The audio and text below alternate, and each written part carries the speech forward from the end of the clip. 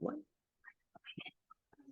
Speakeasy podcast listeners, can we talk about change? Can we talk about transition? I know it's a dirty word, change. I know we don't want to hear that. Even, can we be honest? Even when it comes to us going to the store and getting like actual change back, you still don't really feel as good as somebody handing you dollar bills. But with that being said, this is going to be a very, very great, like an amazing conversation because making shifts and changes in our lives, it's inevitable and it can be very beneficial. But woo, can it be one heck of a journey? So, with that being said, I'm excited about my guest that I have on for today. Hello, Samantha. How are you? I'm doing great. How are you doing? This is going to be good. So good. Because I remember making that transition from, okay, I'm going to work the regular job. And, I'm just going to ease my way into entrepreneurship. And then entrepreneurship was like, nah, come on over here. Let's.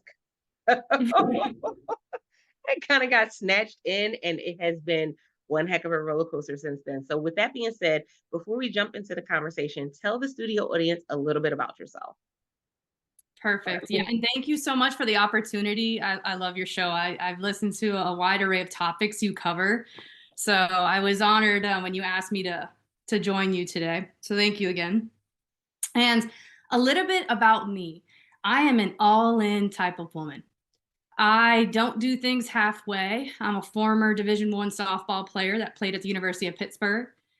And I had this fancy chemistry degree, thought I had it all. And then I had a full-blown identity crisis because I didn't have any traditional work experience. So I graduated, and my identity was always through sport, through that lens. So when I didn't have that anymore, I looked left and right and didn't know what to do. So then I went and got my master's in business and was very fortunate to be given and afforded the door to walk through, make it my own, lived abroad, came back, graduated on a Friday. I started work on a Monday for a Fortune 100 company, catapulted the ladder. By 26 years old, I was running a $10 billion merger acquisition program, thought it was normal, clearly wasn't, mentoring athletes in parallel. And I tell you all of this because I am the culmination of parallel path. I am the culmination of every mentor and coach and door that's been afforded. And I've literally taken all of those pieces to make my blueprint and my foundation, in which I was mentoring athletes, which is my true passion and why on this earth. So much so that I wrote a book on how I did it. And I wrote that book in 5 weeks while still running a $150 million business. Left corporate America 2 weeks ago and got Amazon bestseller in 6 categories. So this is where I'm at. This is where I'm at. I'm like, listen, I know I don't show you guys the behind the scenes enough because y'all would just like giggle and laugh because I'm always making facial expressions and my hands are in the air. You'd be like, ma'am, get it together. But I'm excited about this because when we think about the traditional route, and there's this whole identity that comes with being able to follow the traditional route, that man, when the route shifts, it can be devastating for people. And so, with having that understanding, what kept you afloat in the time where that transition, as it was happening? Because there's different mentalities that you're in. When it's happening, it's like, oh crap, hold on. And then afterwards, it's like, okay, how do I prepare for the next piece? So, what was the thing that you were able to kind of put on as your life vest as you were making that transition? I'm an athlete. Athletes know how to win. So for me, it was leveraging the experience set that I've amassed my whole entire life. Forget the bleak resume. What I focused on was my controllables. What I focused on was what I could bring to the table and pour back in. When you do something that's bigger than yourself and you go into a space that's a little uncomfortable, that's really where the growth happens. And you either keep the pedal down, right? When the storm happens, do you stop in the storm or do you go all the way through for the calm after the storm? So for me, I've always had that headspace on. Don't tell me what I can't do, right? I'm going to create my own pathways. I'm going to go all in. And to be quite honest, all I needed was one yes. I can get 100 no's. All I needed was one yes. So for me, all I focused on was the one opportunity, the one chance, the one choice that I had to be able to trailblaze through it. There's a chance and a choice, and I choose greatness every day, 1% better every day. And it was okay if some days I didn't succeed. A bad day is not a bad life. So for me, it was kind of the culmination of all those pieces, which really catapulted my ultimate ability to do this. Okay, so y'all just got a bunch of gems. Pause, go back, because I know you weren't writing it down. I know you weren't. Pause, rewind, get your pen and paper, write that down, because there are so many things that we need to not just hear, but we need to digest. Because that's the reality of it. It's easy to give up in some instances. It's easier to just go ahead and walk away and say, I'll do what's comfortable or what's familiar to me. Mm-hmm. It's harder to create the habit of saying, I'm going to do it in spite of. And that in spite of could be in spite of what it feels like, in spite of what it looks like, in spite of what somebody said, in spite of what you currently have. Because the reality is sometimes your bank account does not line up with your dream. You're absolutely right. And And the is oh important. yeah. And I love that about athletes, because when we look at an athlete will push through the pain. We don't even see how much they push through the pain. And I can tell you that as being as an Amazon influencer, one of the things that I found out was about K-tape. And I was like, but it looks like an ace bandage. It's not just an ace bandage. No. So for those of you that do not know, K-tape is something that athletes use, and it helps them to be able to kind of push through the pain when it comes to some things going on with joints and with muscles. And I was a little confused. I was like, well, that's, kind of teaching them to, just kind of ignore the pain, until I talked to a doctor who was a pain, specialist. He said, no, sometimes the pain can be what is hindering someone. And if you teach them to push through it, then sometimes that can be the motivating force to reach something else. You're right. Pain is not forever.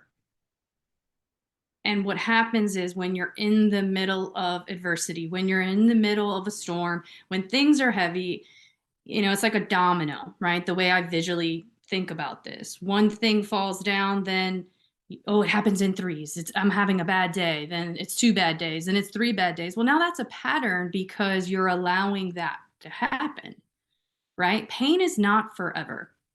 So what you can do is challenge yourself a little bit to do a little bit more than you think you can. A lot of times we put these traditional societal norms around what is normal. What is the right way to do it? This is the process for process sake. And I've always challenged that, because you can go against the grain, still respect and have traditional foundational blueprint, but you can still make it your own. So for me, I turned pain and feeling all the feels into an absolute powerhouse opportunity set for me to jump back into an area where most people would never endeavor down. And you know what? I want to stay there for one quick second. Share with the studio audience a little bit, like, what is one of those moments where you've had to kind of press through the physical pain? Oh, I have a great. So I wrote about this in my book. So I had come off of my junior year. I was up for Player of the Year.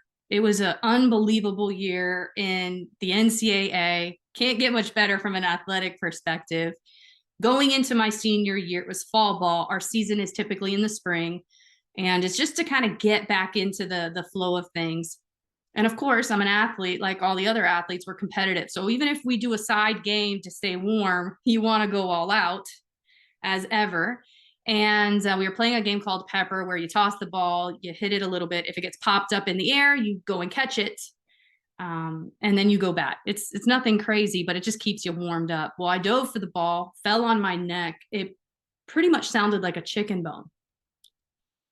And even talking about it right now, it gets me very, very uncomfortable, because I went through a paralysis for about 15 to 30 seconds.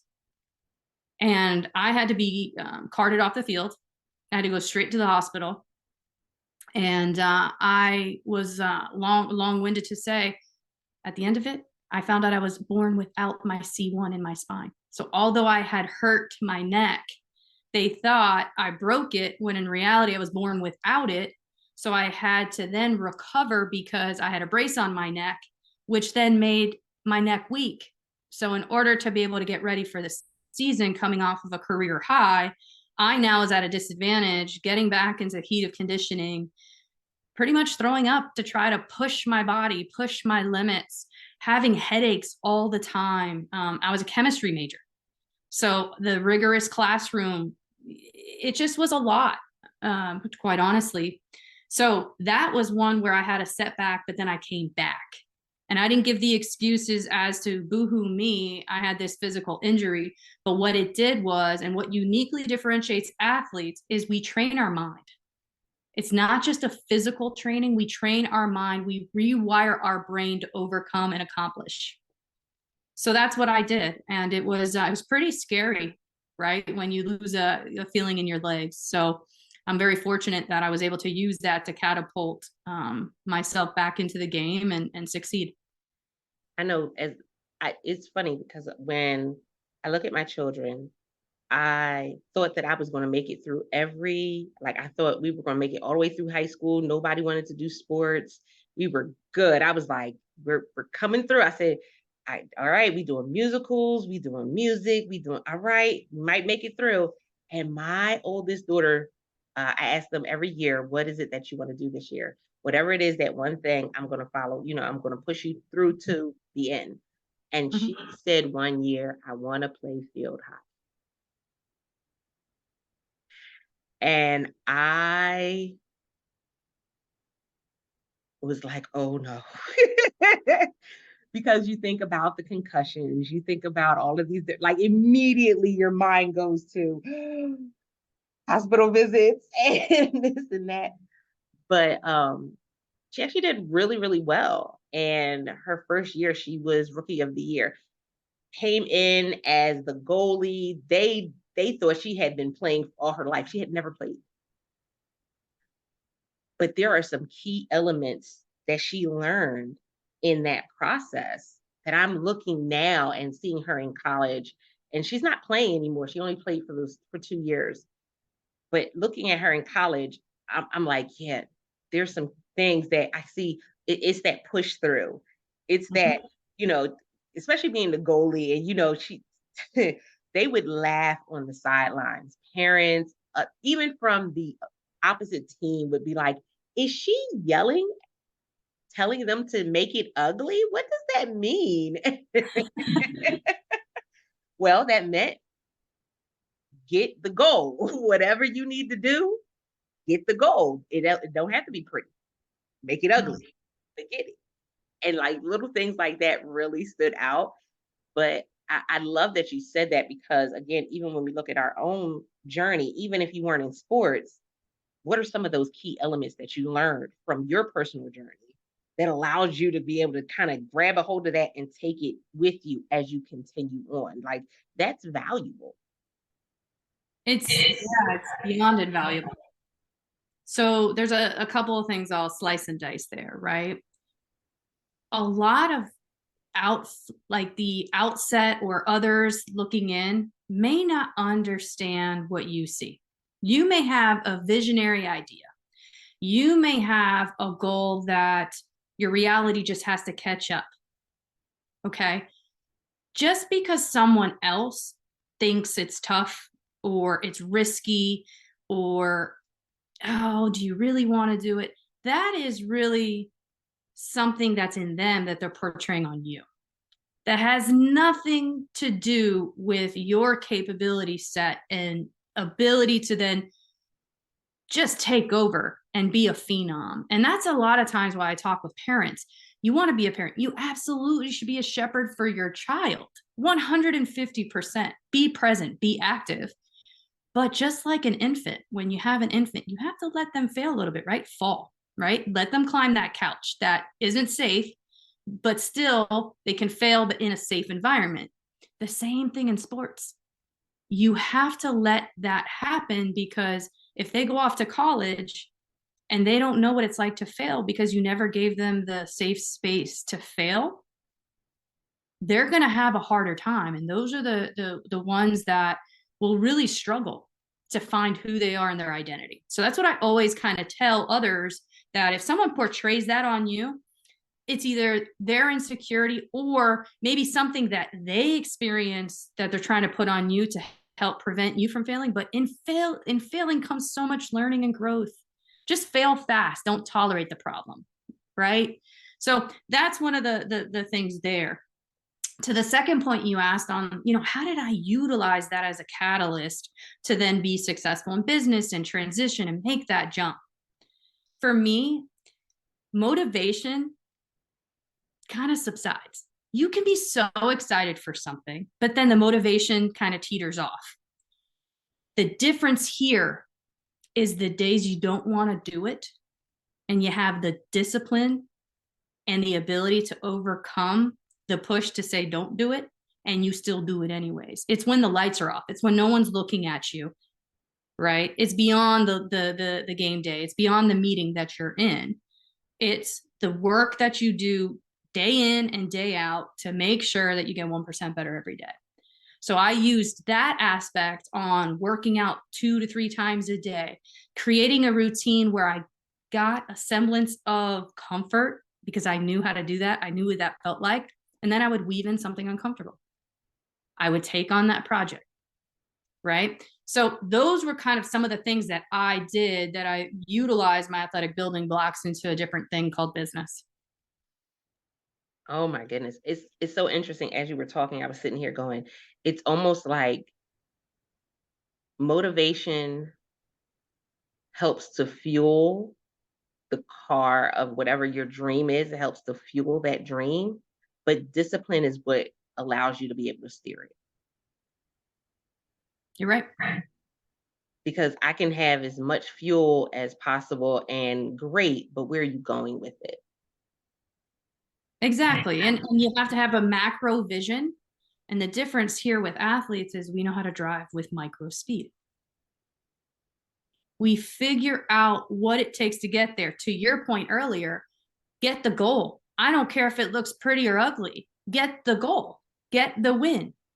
It's not at the expense of other people, but it's instead of just thinking about, I need to have the highest technique, I need to have the most experience in the room. Quite honestly, it's reverse. I want to be in a room where there's people in there that are absolute levelers, and I feel the presence and it forces me to step up. It's closing the gap up, not down, not playing down to competition, forcing you to go up because you have a passion, a drive, and eagerness to get up to the top. Ooh, Speak Easy podcast listeners. Listen. You're gonna listen to this episode a couple times. Go ahead and save this one. Go ahead and download it, save it, highlight it, whatever you need to do on whatever platform you're listening to it on, because that was fire. Like, I wish so many people understood this more, because I come in contact again. We're in an age where everybody is like, oh yeah, I need the motivation and I just need a little bit more motivation. And I'm like, You need a little bit more than motivation. Like you definitely need more than just the motivation. The motivation is great, but there are some other things that are needed. And that's why you see so many people that will take a class, that will go and read a book, and then literally never do anything with it. Yeah, it's for those people that I come into contact with, it really becomes, how do you get them to see it differently, but also let them make it their own? There's one thing to shepherd, There's one thing to say we, not me. But I always say there is no I in team, but there is an M and an E in it. Okay. You have to fill your cup up. You have to understand who you are, what makes you tick, what skill sets you bring to the table. And then we all work smarter, not harder. I don't have to be an expert in all things, but I need to know enough to be dangerous to pulse check. So I know that I may not be that expert coming in, but I am confident in my ability to be curious, learn, and know that we're going to win collectively if I come with my best foot forward. So it's just the way I approach life in general. That's it, y'all. Woo! Okay, so Samantha, if they're listening right now and they're like, okay, I need to find her on social media, I need to like her, I need to find the book, I need to find out everything there is to know about her, let them know how they can reach out to you, get the book, and actually work with you if they're interested in saying, you know what, there's something there that I want to tap into. Perfect. Yeah. So you can reach me on Instagram. I manage my own Instagram. It's Samantha S. Card.